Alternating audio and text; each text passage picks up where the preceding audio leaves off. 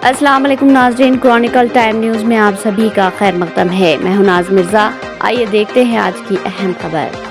वक्फ के नाम पर लाखों हेक्टर जमीन पूरे देश में है। इस जमीन, इस प्रॉपर्टी से गरीब का, बेसहारा महिलाओं बच्चों का भला होना चाहिए था। और आज ईमानदारी से उसका उपयोग हुआ होता तो मेरे मुसलमान नौजवानों को साइकिल के पंक्चर बनाकर के जिंदगी नहीं गुजारनी पड़ती। लेकिन इससे मुट्ठी भर भू माफिया का कोई भला हुआ। पसमानदा मुस्लिम इस समाज को कोई फायदा नहीं हुआ। और ये भूमाफिया किसकी जमीन लूट रहे थे? ये दलित की जमीन लूट रहे थे, पिछड़ों की जमीन लूट रहे थे, आदिवासी की जमीन लूट रहे थे, विधवा महिलाओं की संपत्ति लूट रहे थे। सैकड़ों विधवा मुस्लिम महिलाओं ने भारत सरकार को चिट्ठी लिखी, तब जाके कानून की चर्चा आई है। वक्फ कानून में बदलाव के बाद अब ये गरीबों से जो लूटा जा रहा है वो बंद होने वाला है।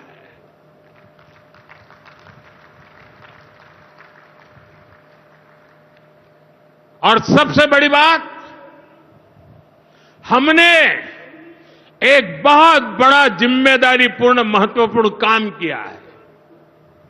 हमने इस वक्फ कानून में एक और प्रावधान किया है।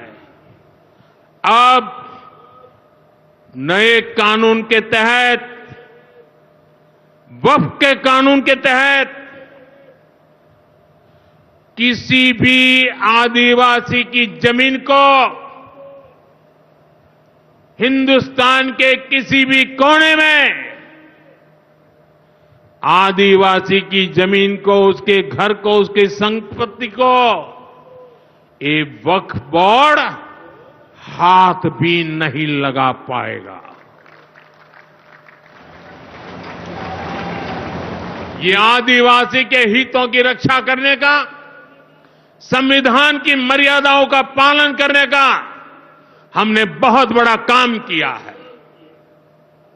नए प्रावधानों से वक्फ की भी पवित्र भावना का सम्मान होगा।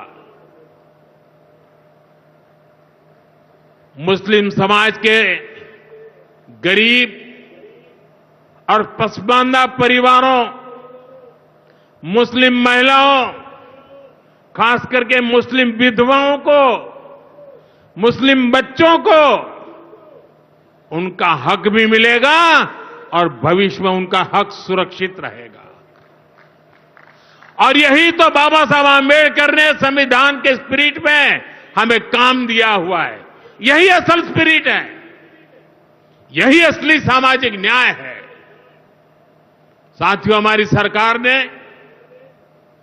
2014 के बाद बाबा साहब आंबेडकर की प्रेरणा को आने वाली पीढ़ियों तक पहुंचाने के लिए अनेक महत्वपूर्ण कदम उठाए।